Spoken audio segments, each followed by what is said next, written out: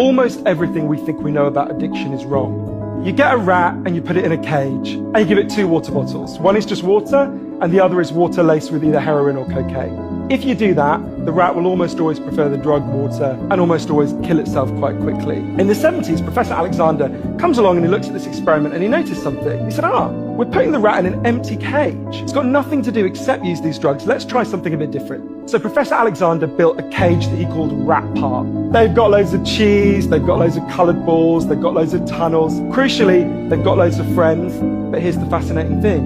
In Rat Park, they don't like the drug water. You go from almost 100% overdose when they're isolated to 0% overdose when they have happy and connected lives. What if addiction isn't about your chemical hooks? What if addiction is about your cage? What if addiction is an adaptation to your environment? Maybe we shouldn't even call it addiction. Maybe we should call it bonding. Human beings have a natural and innate need to bond. And when we're happy and healthy, we'll bond and connect with each other.